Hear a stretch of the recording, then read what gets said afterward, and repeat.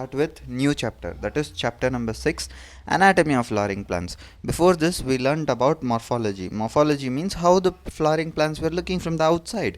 Today we are going to talk about anatomy, how they are going to look in the inside.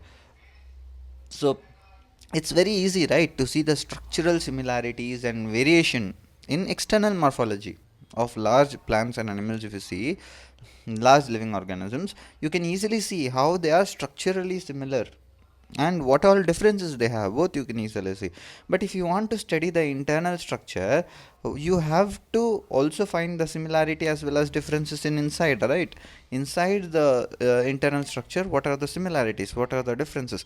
So in this chapter we are going to talk about the internal structure and functionally, based on functions, what they are doing, the internal structure. Different parts of the plant do different functions, right? So based on that, how the higher plants are being, what are the function, what are the different parts, we are going to study that. Okay, so study of internal structure of the plant is only called as anatomy, we know that, right? If you study about the outside structure, that is called as physiology. If you study about the outside structure, that was known as physiology. That is, when you study about the morphology of the plant, that subject is known as physiology. Morphology means how the plant is looking from the outside. But when you study about the internal structure, that is known as anatomy. So we are going to, plants have cells, that is the basic unit of the plant, and the cells later form tissues. Plants have cells, the cells, lot of cells together form tissues, and lot of tissues join together and they are organized into organs which do different functions.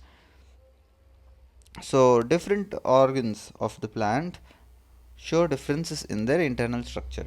Within angiosperms only, if you see, the monocots and dicots have been seen to be anatomically very different. Monocot means monocotyledonous plants whose seed is having just one cotyledon, and dicots have two cotyledons. So both of them show a lot of differences. So the internal structure also show some adaptations to diverse environment. Some plants are adapted to survive in the desert. So if you see, desert plant is very different from that of a plant which is found in non-desert, correct, which is found in a forest. So those differences are clear. So let's talk about the tissue system now. How is the tissue system, how are the tissues? So we are going to discuss about the different types of tissues that are present in the plant. So we have different types of tissues based on where they are present, okay, based on the structure, based on the location, based on the function that they do. Actually, based on the location, the structure and function would be depending on the place where they are present, right? So on the base of the structure and location, there are three types of tissue system. One is the epidermal tissue system, other is the ground or fundamental tissue system, and lastly we have the vascular or conducting tissue system. So epidermal tissue means the outermost tissue system that we are going to have. So epidermal tissue system means the outermost that you are having. Just like we have skin, right, on the outside. So plants have a kind of tissue on the outside that is known as epidermal tissue system. Then we have the ground tissue system. Ground tissue system means the main tissue that the plant is made up of, that is known as the ground tissue system. So ground tissue system or fundamental, because fundamentally the entire plant is made up of that, right? That is the main tissue system, fundamental tissue system. Or we have the vascular or conducting tissue system. Vascular means which conducts the food and water, that is xylem and phloem. Two types of cells it is made up of, two types of main tissues, that is known as vascular tissue system. Vascular or conducting, because it conducts the food and water, it helps in sending the food and water to different parts. So epidermal, which is on the outermost. Then we have the ground tissue system, which is the fundamental tissue system, and vascular, which is the conducting tissue system. So let's talk about each one in detail now. So first we'll talk about the outermost, epidermis, we know, right? So epidermis is the outer layer of the primary plant body, and along with that there are trichomes and hairs which are present. Okay, so let's talk about what all is present. Epidermal tissue system forms outermost covering of whole plant body. just like our body contains skin, I told you. So the cells that are present in this epidermal tissue system are epidermal cells, because tissues are made up of cells, right? So it consists of epidermal cells, stomata for breathing, because from outside they have to take the air, right? And epidermal appendages, that are the trichomes and hairs. Obviously our skin also has hairs, it has pores, that is for sweat, right? Same way the pores that are present in the plant, which are used for taking carbon dioxide inside, that is called the stomata. So what all is present on the outermost part? It has trichomes and hairs, which is known as the epidermal appendages. It has stomata, it has epidermal cells. So let's talk about the epidermis. Epidermis is the outermost layer of the plant body, and it is made up of elongated, compactly arranged cells. So the cells are very compactly arranged, very I mean they are tightly, properly arranged in a continuous manner. They are not loosely spread here and there. They are compact. They are present properly in a layer, right? So the epidermis is single layered. Epidermal cells are parenchymatous with small amount of cytoplasm lining the cell wall and large vacuole. So it has small amount of cytoplasm which is present inside the cell wall, that is known as and it is having large vacuole for storing the food. Now the outside of the epidermis is often covered by a thick waxy cuticle layer. So it is having a waxy cuticle layer for protecting against too much water loss and all from the plant. So for that we have a waxy layer.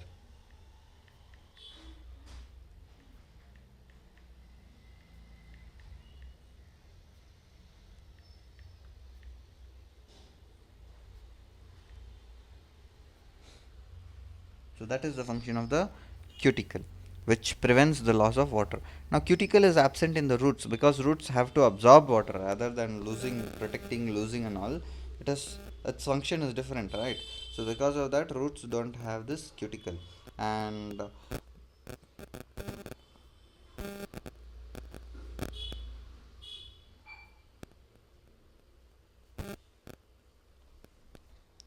next is the stomata. Stomata is the structures which are present on the epidermis of the leaves. Stomata regulate the process of transpiration and gaseous exchange. It helps the gases to exchange. Each stoma is composed of two bean-shaped structures. See, this is how the stomata looks like.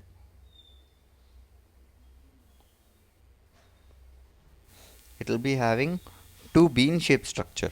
So this bean-shaped structure will either open and close based on if it has to allow the oxygen, if it needs to allow the carbon dioxide or oxygen to come out, carbon dioxide to go inside, it will be open. Otherwise it becomes turgid, it becomes almost closed. Okay, and these cells which control the opening and closing, this bean shaped cells, are known as guard cells.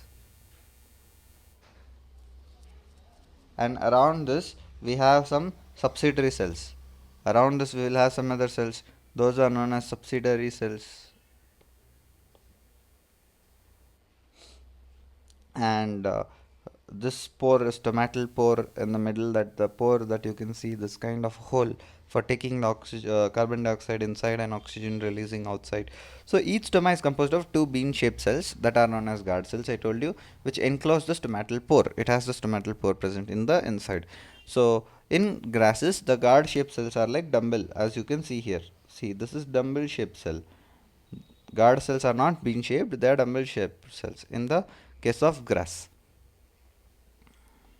The outer walls of guard cells away from the stomatal pore are thin, and the inner walls towards the stomatal pore are highly thickened. So these inner walls are thick, whereas if you talk about the outer walls are thin. See, this is how the inner wall will be present. Inner wall is slightly thickened and outer wall is thin. The guard cells possess chloroplast and regulate the opening and closing of the stomata. Sometimes a few epidermal cells in the vicinity of the guard cells become specialized in their shape and size, known as subsidiary cells. So around this we may have some specialized cells around the guard cells. Those are known as subsidiary cells. The stomatal aperture, the guard cells and the surrounding subsidiary cells together, all of them are known as stomatal appendage apparatus. So the cells of epidermis bear a number of hairs also. The root hairs are unicellular elongations of the epidermal cells. They help to absorb water and minerals from the soil. On the stem, epidermal hairs are called as trichomes. So root hairs are present on the root. So if you talk about the root, the hairs present on the root are known as the hairs that are present on the root. These tiny unicellular hairs are known as root hairs. But the same cells, if you talk about them present on the stem, so this is our stem for example. On the stem, if these tiny hairs are present, they prevent water loss. Okay, this help in absorbing water, whereas these help in preventing water loss. These are known as trichomes in case of stem. The trichomes in the shoot system are usually multicellular. These are multicellular. Okay, so that also you need to remember. Trichomes are multicellular. They are made up of many cells, whereas root hairs were unicellular. They are made up of single cells. They can be branched or unbranched, soft and stiff. They may even be secretory. Trichomes help in preventing water loss, as I told you, because of transpiration. Transpiration means loss of water, right?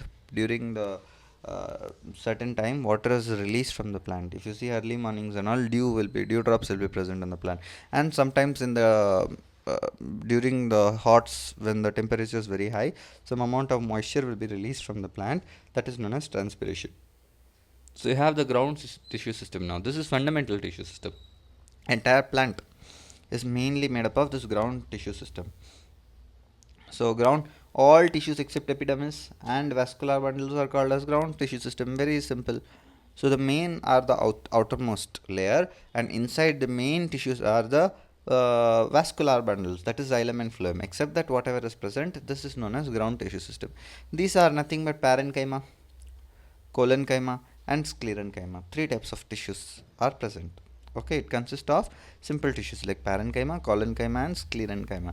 Next, parenchymatous cells are usually present in the cortex, pericycle, pith and medullary rays, in the primary stems and roots, in leaves, and the ground tissue system consists of thin walled chloroplasts containing cells called mesophyll. So the ground tissue system in leaves, if you talk, because leaf means mesophyll. Okay, fill, wherever you hear the word fill, it is generally leaf. So the in leaves, whatever ground tissue system we have, that is known as mesophyll.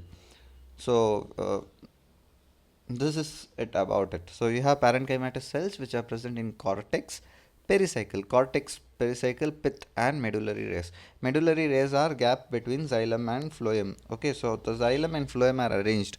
If this is our section of the stem, for example, or this is our some section of tissue, so here you have xylem, phloem, all these will be spread.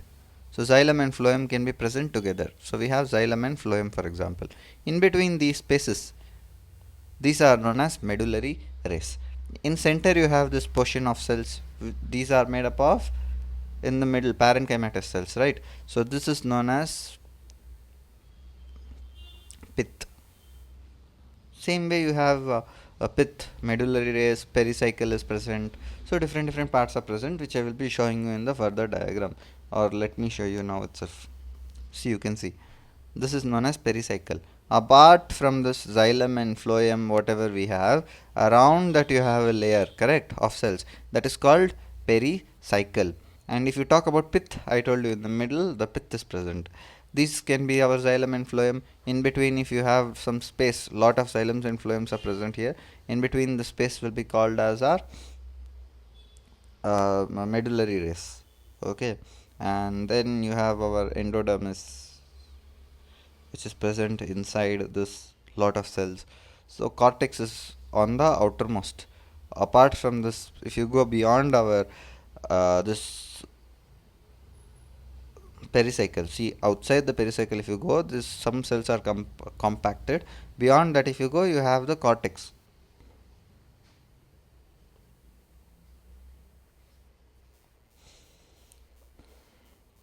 You will learn about this. So now let's talk about the vascular bundles. Vascular tissue system is nothing but the xylem and phloem. You can see this color is represented as xylem here, and this is the phloem. So vascular tissue system consists of phloem and xylem. Xylem is water conducting tissue, whereas phloem is food conducting tissue generally. Okay, water and minerals are conducted by xylem. So food, whatever food the plant is getting, that is sucked by the xylem tissue. It is taken, it is conducted, it is given to all the parts of the plant by phloem. Okay, the xylem and the phloem together they form the vascular bundles. In dicot stems, if you see, cambium is present between the phloem and the xylem. So between the xylem and phloem you have a kind of different separation. You can see like this, you have a separation present, that is known as the cambium. The cambium can form secondary xylem and phloem. So here it can start growing into secondary xylem and phloem. This cambium can form it. So this type of tissue system is known as open vascular bundles because they have ability to form new xylem and phloem, secondary xylem and phloem. So it's open to growth, right? They are open to growing. Whereas in monocot, if you see, they don't have any cambium present. So it is called as closed xylem because they cannot form secondary tissues. When xylem and phloem within a vascular bundle are arranged in an alternate manner in different radii, that is known as radial. Such roots, such as in roots. In roots, you have this kind of radial. Xylem and phloem are present across different radii. See, I will show you. This is the structure of.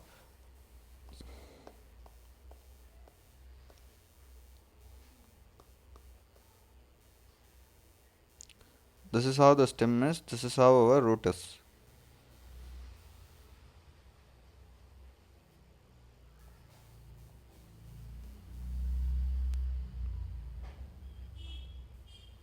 See, it is present along radial. Xylem and phloem.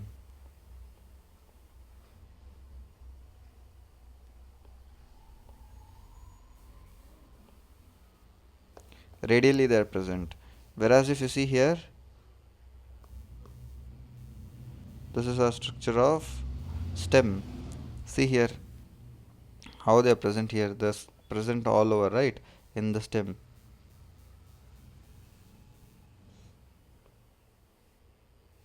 In conjoint type vascular bundles, the xylem and phloem are jointly situated along the same radius of the vascular bundle. Such vascular bundles are common in stems and leaves. The conjoint vascular bundles usually have the phloem located on the outer side of the xylem. So you can see here, xylem and phloem are present separately. See, xylem is present here, whereas phloem is present here. This is known as radial. Whereas if you see, both are joined together. Phloem is present here and xylem is present here. Both are joined together. So this is known as conjoint type. So there are two types of arrangement of xylem and phloem. Now let's talk about the anatomy and anatomy of dicotyledonous and monocotyledonous plants. So when you talk about the anatomy of dicotyledonous plants, how the dicotyledonous root is. So first let's talk about the root. So in dicotyledonous root, the outermost layer is called the epiblemma, the outer layer. So the transverse section of the sunflower root, the internal structure is like this they have given. So outermost layer is the epiblemma. Many of the cells of epiblemma protrude in the form of unicellular root hairs, the cortex. See, in the form of unicellular root hairs it comes out. So cortex consists of several layers of thin parenchymatous cells. This is cortex. Cortex has thin parenchymatous cells with intercellular spaces. See, you can look here. If I zoom this, you can clearly see that there are some thin spaces here, correct? So this kind of space that you are able to see here, it is having some spaces, unicellular spaces. The innermost layer of the cortex is called the endodermis. If you go inside the cortex, you have the endodermis. It has a single layer of barrel shaped cells without any intercellular spaces. See, here there is no intercellular space. All the cells are compactly arranged. You don't see much space between the cells.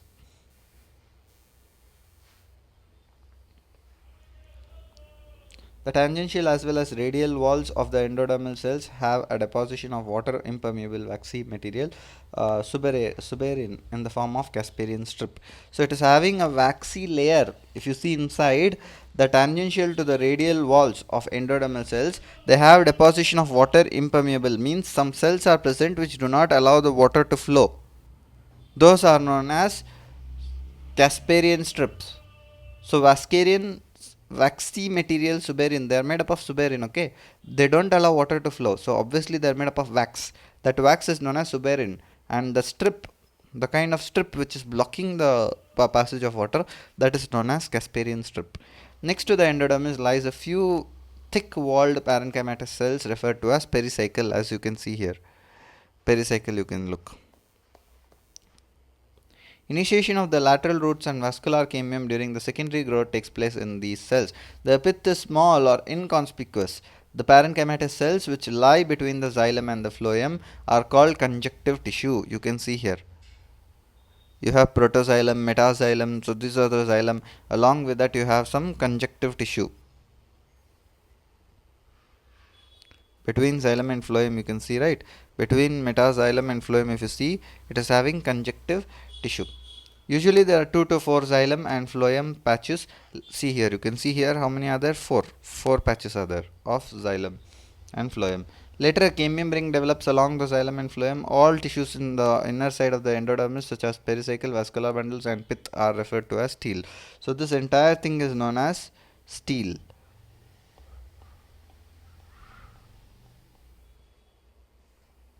Now let's talk about the monocot root. So monocotyledonous root. We spoke about the dicot root. Now let's talk about monocot root. The anatomy of the monocot root is similar to dicot root in many aspects. It has epidermis, it has cortex, endodermis, pericycle, vascular bundles and pith. All those we know. So compared to the, if you practice the diagram, you will be able to understand everything. So just practice the diagram for this thing.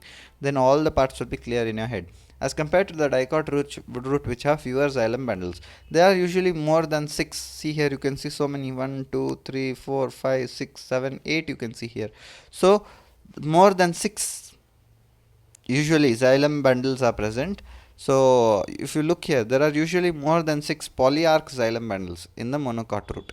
Pith is large and well developed. Monocotyledonous roots do not undergo any secondary growth. They do not undergo any secondary growth in the monocot root. Because I told you cambium is not present. Last time only I told you cambium is the main reason for their growth.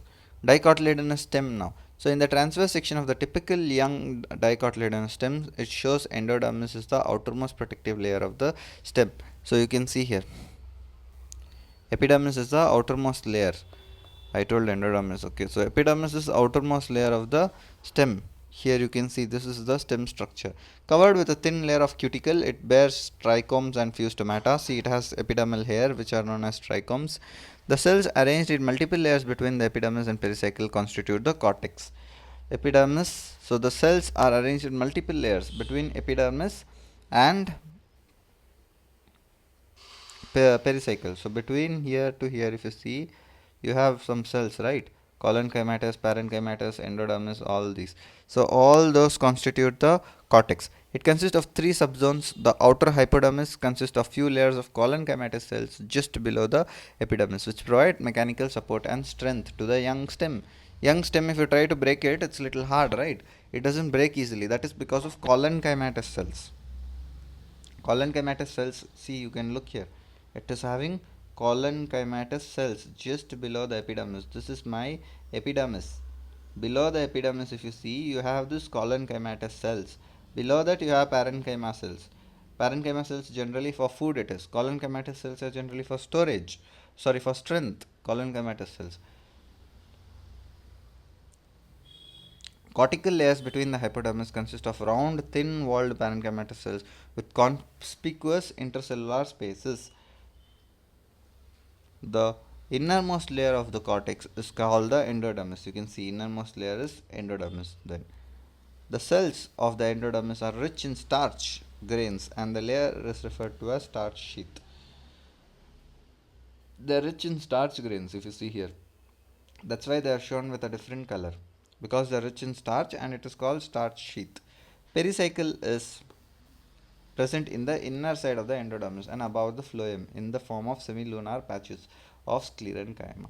In between the vascular bundles are few layers of radially placed parenchymatous cells which constitute the medullary race. A large number of vascular bundles are arranged in a ring. The ring arrangement of vascular bundles is a characteristic of dicot stem. Each vascular bundle is conjoined, open with endark protoplasm. A large number of rounded parenchymatous cells with large intercellular spaces occupy the central portion of the region stem, which is called the pith.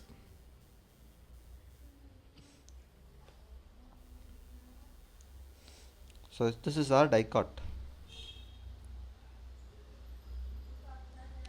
In dicot you can see it is present in circular patches.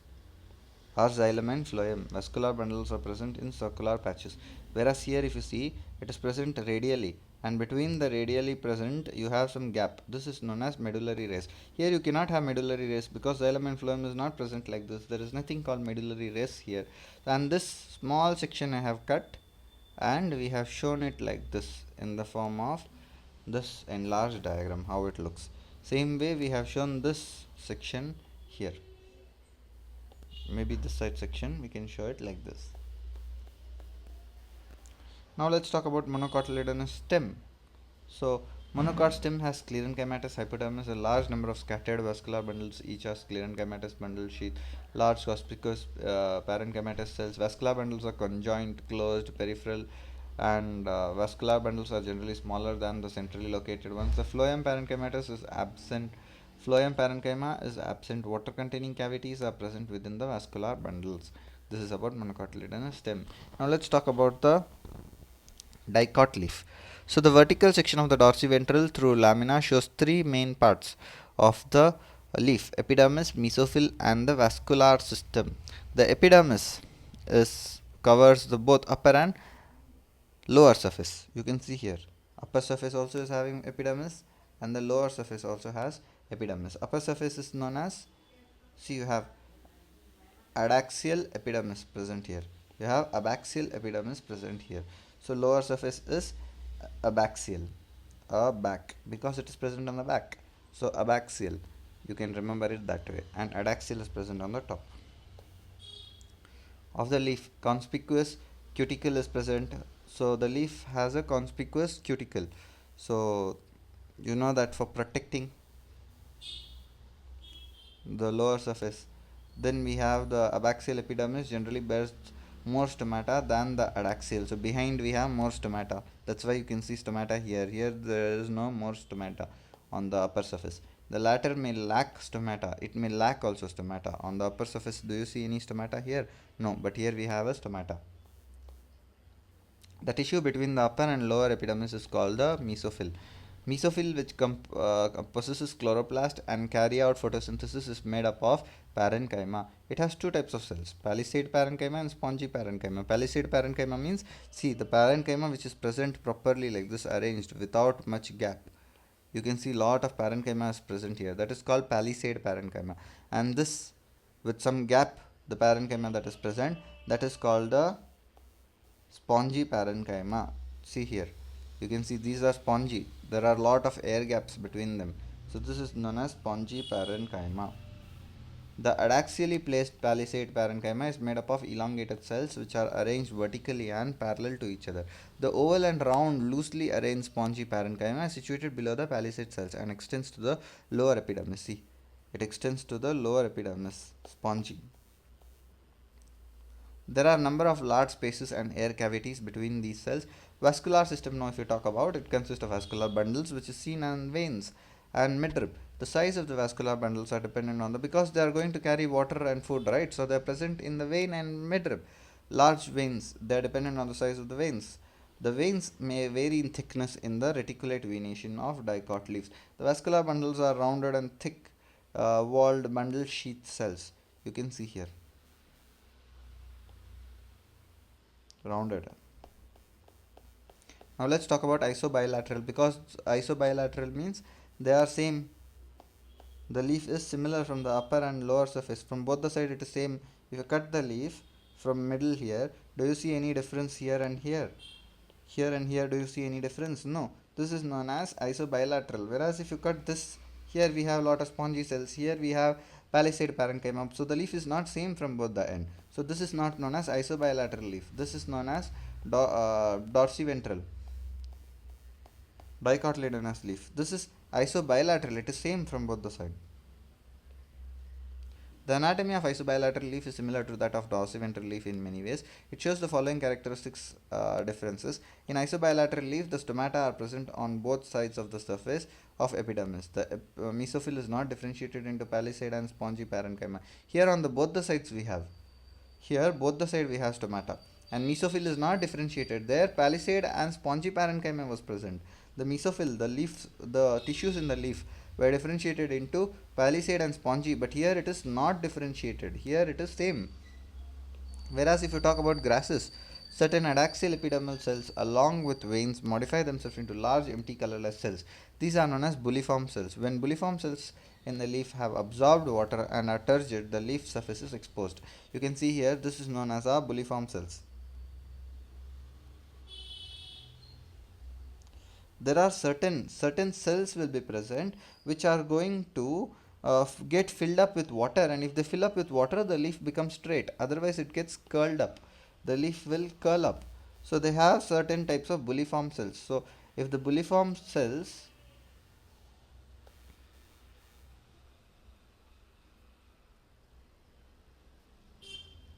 have absorbed water, they are turgid and the leaf surface is exposed. When they absorb water, when these bulliform cells are filled with water, the leaf becomes straight. When they are not filled with water, leaf gets curled up because it has to prevent the loss of water, right?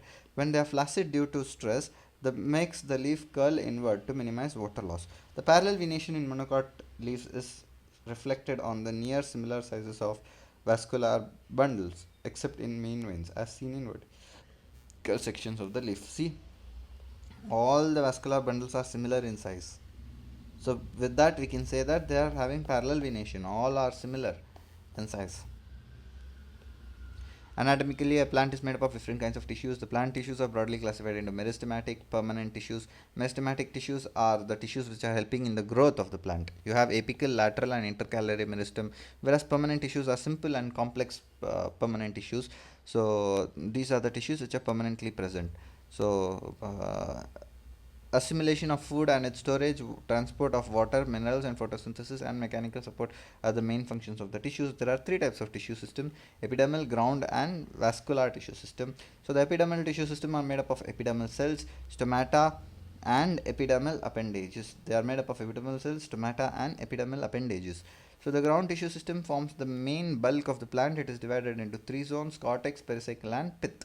The vascular tissue system is formed by the xylem and phloem. Those are the main parts. On the basis of the presence of the cambium located on the xylem and phloem, we can divide them into open and closed. We learned that. The vascular bundles are of different type. Vascular bundles conducting tissue and translocate water, minerals, and food material. They conduct all those. Monocotyledonous and dicotyledonous plants show marked variation in their internal structure. They differ in type, number, and location of the vascular bundles. The secondary growth often occurs in the dicot roots and stems. So this is about the chapter. Do watch the video multiple times if you are not able to remember it at once, and make sure you like the video and subscribe to the channel so that you don't miss the upcoming videos, which are going to be very interesting. I will be covering chemistry and physics also very soon, so do subscribe to the channel. Thank you very much.